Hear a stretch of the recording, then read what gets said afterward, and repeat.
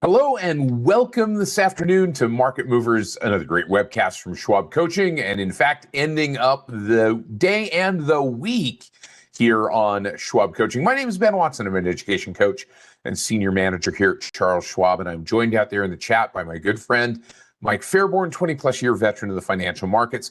Mike is there to help answer your questions along the way, but whether you're watching this in the recorded version or the live version, we ask you this. Participate in the conversation, be a part of the show. Chat in your questions if you're here with us live. If you're in the recorded version, leave a comment in the comment section. We would love to have you with us. Also, click on the subscribe button. I'm going to talk a little bit more about that as we get into this discussion. And I'll tell you what, it has been an interesting week here in the markets as well as in the world for sure this last week. We've had a lot of things going on. I've just finished up teaching a 4-day advanced options virtual workshop. We've got our normal busy schedule of webcasts, but there's been a lot of news going on.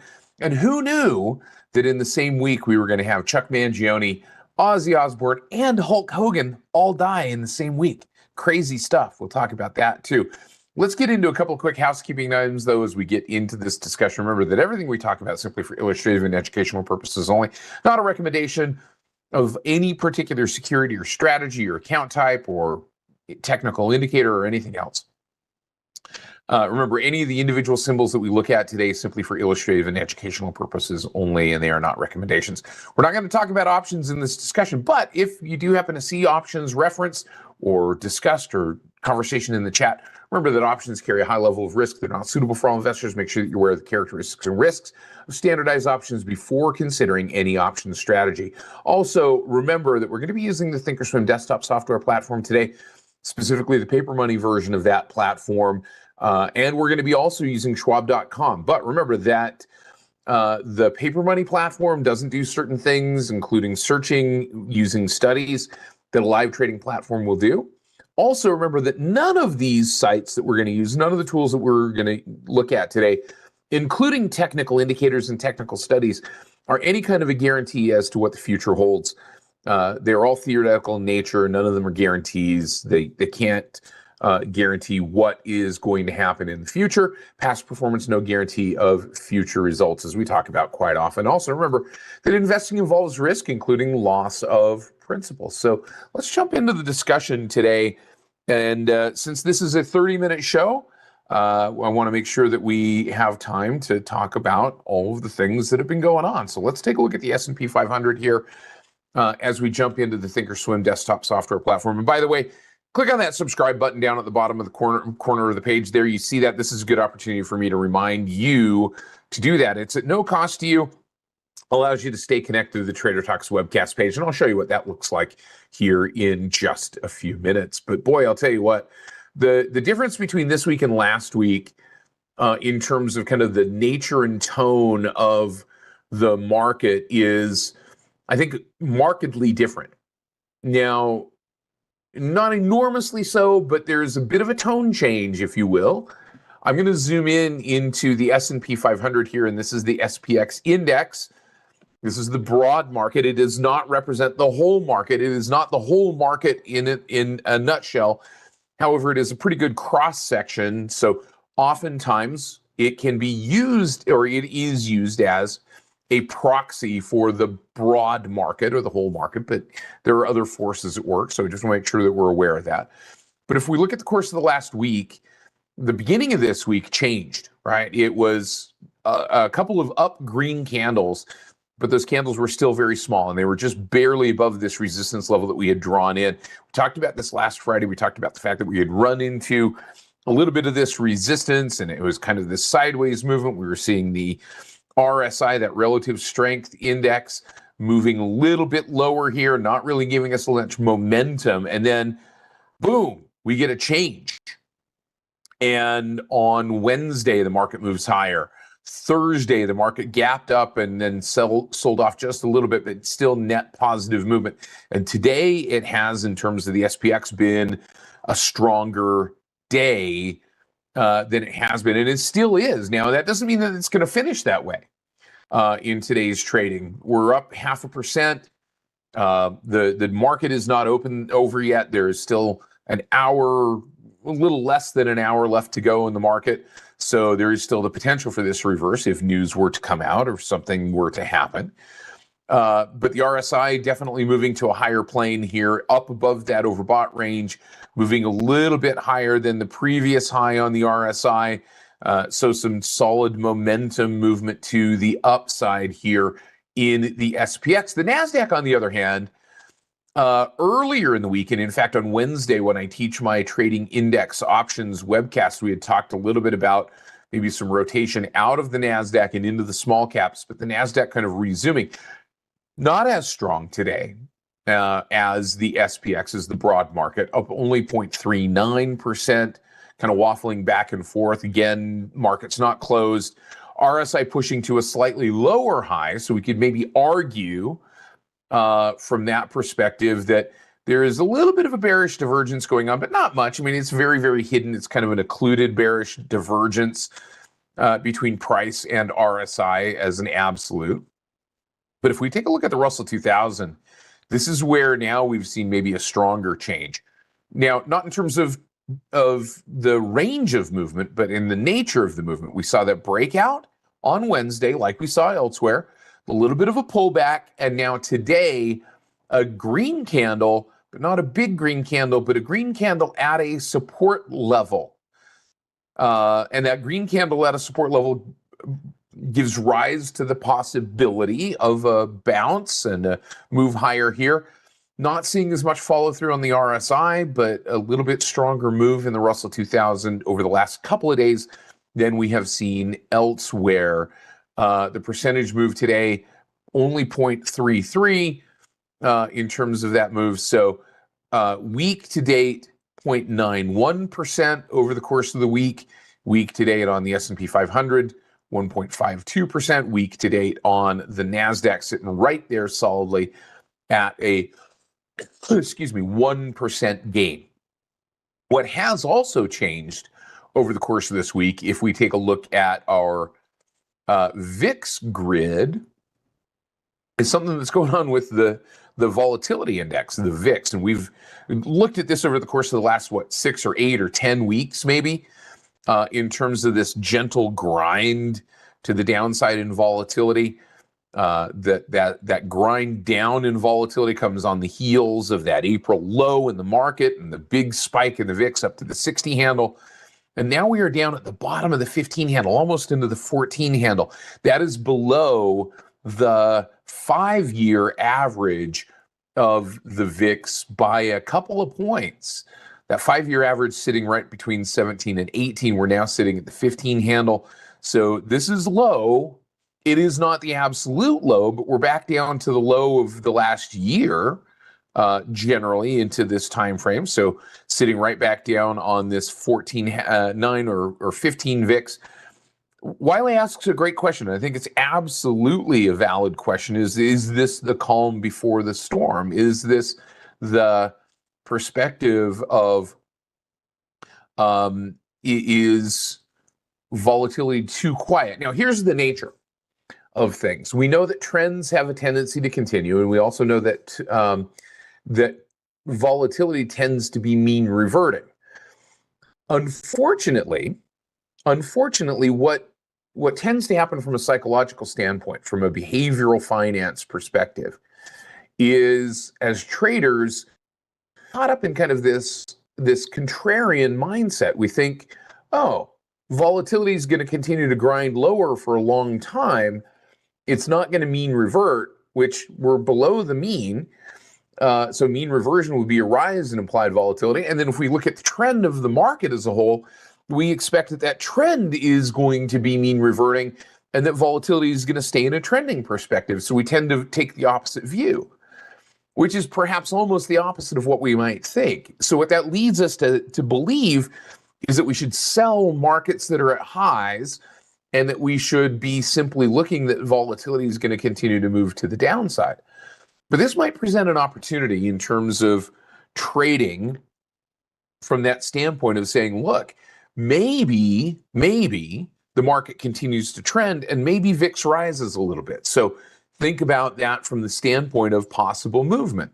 If volatility were to stay down and keep going lower, that would presuppose that the market may not continue to trend, that it just kind of sits there static.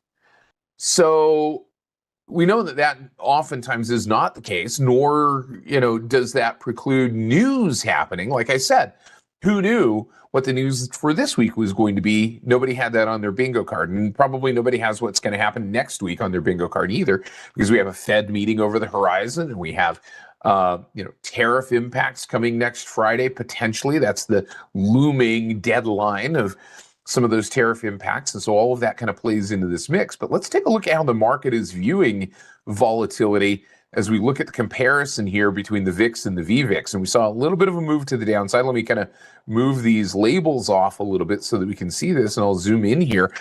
And typically it's when the volatility of volatility goes lower than volatility that we tend to see a little bit of a spike in volatility. And we're not at this particular point. We saw kind of an equal low on those two. We didn't see an inversion of this relationship where the VVIX is lower than VIX. But that maybe starts to suggest, and with the VVIX rising a little bit, the volatility of volatility rising, maybe suggests at this point that some institutions, but not all, are taking up the opportunity to buy umbrellas when it is not raining. To Wiley's point, if this is the calm before the storm, the best time to buy an umbrella is in the calm before the storm, before those umbrellas become expensive because of the storm. Now, I'm not saying there's going to be a storm, but we could say, generally, without putting a time frame to it, there's a storm coming. We don't know when, but likely there will be, because news happens and things change. So some investors may choose to buy umbrellas when umbrellas are cheap from that perspective. Now, that being the case, as we start to look at this, let's take a look at some of the components of the market in general. I'm going to bring us into our sector index grid and just get a sense of what's going on in the different sectors. And I'll look at this in the larger scale first, and we'll just look at the grid first. And this will populate here, and you can kind of see what's been going on. If you look at, again, this blue line on each one of these individual grid charts, and I've got just kind of this view so that we can see all of them together. Michael Fairborn, by the way, has a much better view of this grid. I'm going to have to hit him up for that grid to see what happens, to kind of get a better perspective, right? But take a look at what's going on here. We've got energy on the rise a little bit. We've got the number of Baker Hughes rig counts came out. Oil rigs went down by 7. Natural gas rigs went up by about 5. That's maybe leading with some OPEC talk to a bit of a rise in energy prices. And we're seeing that's lifting energy. Materials going up as well, as we start to see a little bit of a push there. Industrials definitely getting strong. Consumer discretionary staying relatively strong as we're getting into the meat next week of the earnings season, where we're going to get into some of those industrials and consumer discretionaries. Consumer staples rolling over a little bit with some rotation perhaps into discretionaries. Healthcare, on the other hand, staying a little bit lower here, continuing to keep that moving average trending down, but maybe starting to see a little bit of a break to the upside. Financials, as we're now through the banks, we saw some positive returns to the stress test issue, and some of the regionals, as well as the big money center banks and others moving a little bit higher. Some strength in financials, information technology moving on up here. Communication services backing off, perhaps giving us a little bit of a tease of a potential double top or skewed double top. Utilities, in anticipation of next week's Fed meeting, moving higher with that possibility of a rate cut, maybe leading the charge here. And real estate kind of staying where it has been, maybe becoming even a little bit more sideways. So if we look at these individually really quickly, I'm going to pop over here to energy first, and we'll maximize that sell, and we'll just kind of flip through. Maybe even a little bit of a squeeze going on in energy. Materials moving higher in a pretty solid trend so far. Industrials breaking out today as we see that move as well. Consumer discretionary gaining some strength, retaining some strength in discretionary. We're not into the retail segment of earnings season quite yet. Consumer staples staying very much sideways. Healthcare maybe beginning to turn a little bit. Financials, again, there's that bit of a breakout in financials. Information technology breaking out as well. Communication services, like I said, that possibility of maybe a skewed double top with that little bit of a move down to the downside. And utilities finding perhaps a little bit of a support level. And you notice that looks a lot like what we saw on the Russell 2000. A lot of the utilities exist within that particular space as well. And then we come back here to real estate. We see real estate kind of holding steady at perhaps a bit of a resistance as well. So that being the case, that kind of gives us the broader landscape. Now, I wanted to talk just a bit about some of the other forces at work in this market with some of those earnings in mind. So I'm going to come back down here to my single grid chart, which is my playground, my sandbox, if you will. And I wanted to take a look at a couple of individual stocks. TSLA, which has had an earnings this week, staying within the context of that downward trend, maybe even squeezing a little bit more here into a symmetrical triangle than that support level would suggest. I'm going to remove that. So we get a little bit of a bullish bounce. Implied volatility didn't really move very much. It was already low. It didn't go terribly much lower. So looking for maybe continuation. I mean, it's certainly not in an uptrend at the moment yet in the intermediate time frame.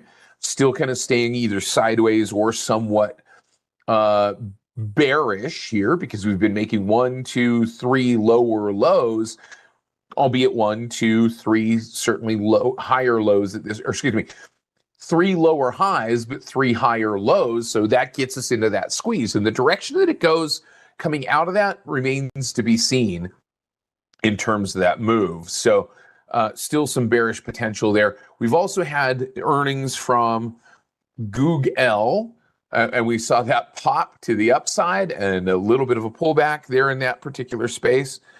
So that, that perspective suggests that maybe there's a possible bounce here. Implied volatility has moved down a little bit. In the context of these types of trades, entry becomes important, right? When we're talking about Google, we're talking about Tesla or something like that. I mean, there's a lot of different ways to approach entering those positions and entering those trades, whether you're talking about a stock trade, whether you're talking about an option trade, or what you expect that particular trade to do. Now, one of the things that has come up over the course of this week that I think is really interesting, and it has come roaring back into the kind of cultural zeitgeist of the market, and that has been the idea of meme stocks, right? That has been the idea of meme stocks. So there have been a couple, and it's one thing to say, okay, well, gosh, traditional investors are staying away from these things, and nobody's, these are all the discussion board kids that are blowing these things up and pushing these prices. I think it's probably better for us to maybe just have an open conversation. Now, not open the symbol, but an open and honest and transparent conversation. Stocks like this are moving because of certain circumstances, right? There are reasons why companies move and make these types of moves from $1 up to $4.50, or some of these other meme stocks. And this is by no means a comprehensive list. So one of the things that we might think about is the nature of a move like this. And we don't have time in the context of a 30-minute show to really go deep into this, but I wanted to give some insight. If we were to take a look at the trade tab on this particular symbol, and I come over here and I want to look at two different pieces of information in this context. The one piece of information that I want to take a look at is the number of shares outstanding. That's the number of shares that are available to trade. 729 million shares outstanding. and we look at the daily trading volume, that's a pretty significant component of that outstanding shares that's trading and churning. That's one of the reasons why this has become a little bit more volatile. I want to give you a little bit of a difference, though, or a little bit of a comparison here as we look at this. So I'm gonna close that one down, and we're gonna take a look at something like, and again, this is just simply a relative comparison. Let's take a look at something like Apple, AAPL. Okay, so Apple trades with about 14 billion shares available, but its daily trading volume is about 28 million shares. So there's still lots of shares available, not being traded, not being circulated, not a lot of volatility here in this particular stock. So you can see that difference. One of the things that also is happening, we know that Apple is buying back. As you've been watching this over the course of the last, say, 6 weeks or so, this has gone from about 24 billion shares available to about 14 billion shares available. The company has been buying back shares and taking that available float down a little bit and reducing that as opposed to increasing liquidity. So look at that comparison, right, between Apple, which is perhaps a more liquid stock, and one like Open, or we might take a look at KSS, and we look at the number of available shares and its average volume, or DNUT, its number of available shares and its average volume. It's trading a pretty significant portion of those available volumes. Why does that matter?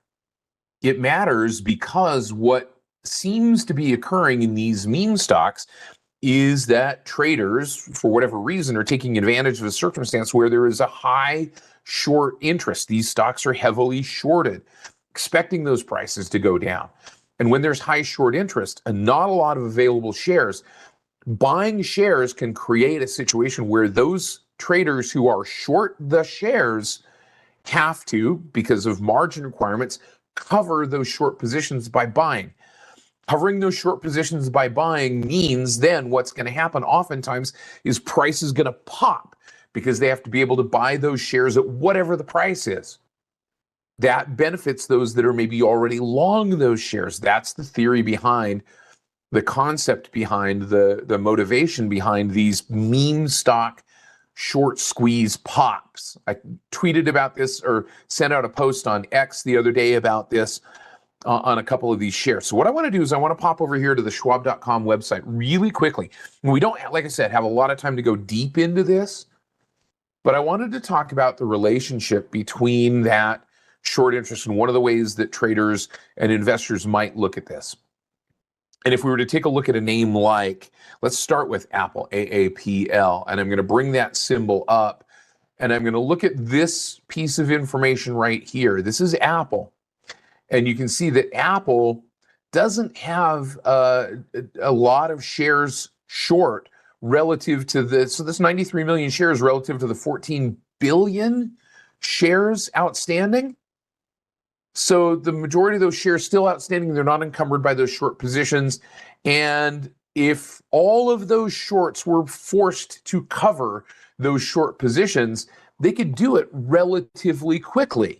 Which means if there's a lot of liquidity, a lot of shares available in that shares outstanding or that float, they can cover those short positions, and it's probably not going to create a big price impact.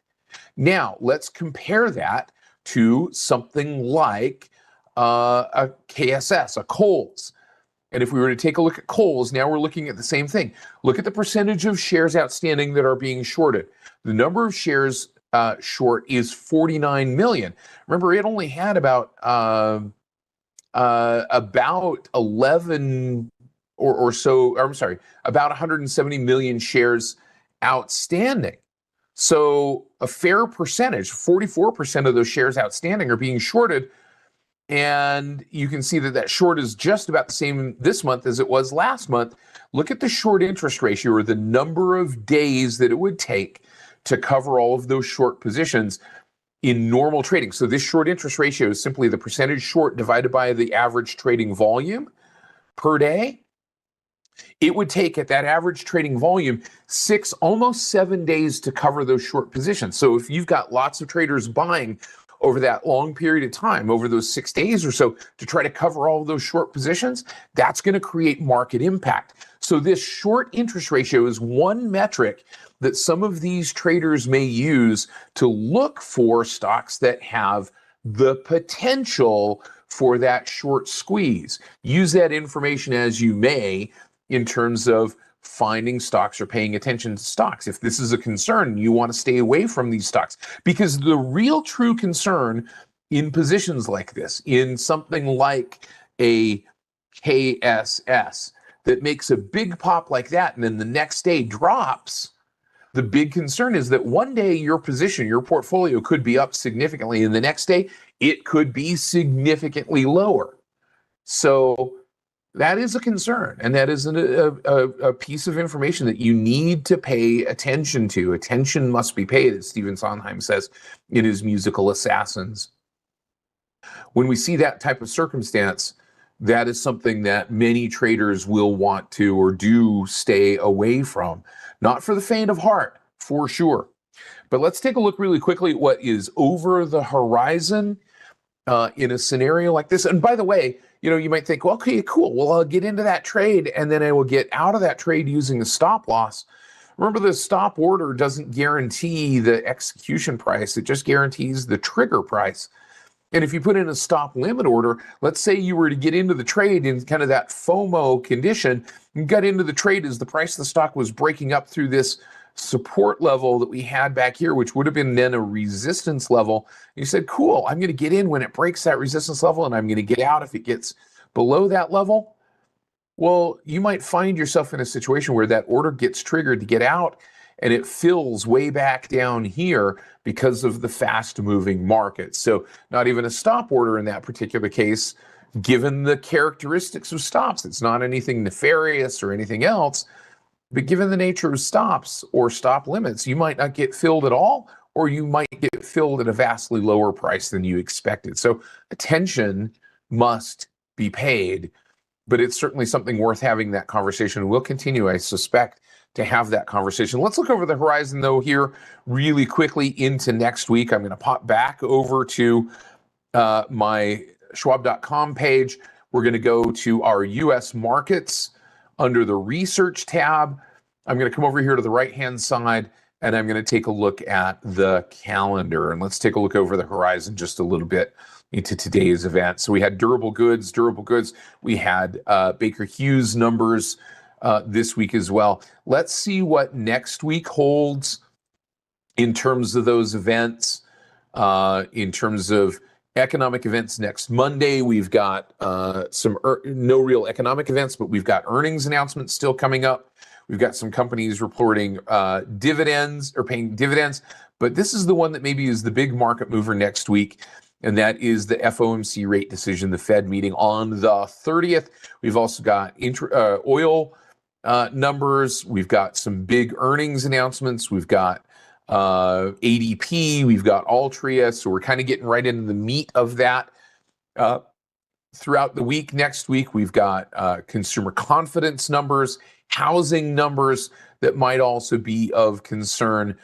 And then we've got PMI, CPI, and some others that are going to be market-moving data points. So as we get into this going forward in next week, this is, again, like I said before, we are stuck in the middle of earnings season. It is important to pay attention to what's happening with earnings.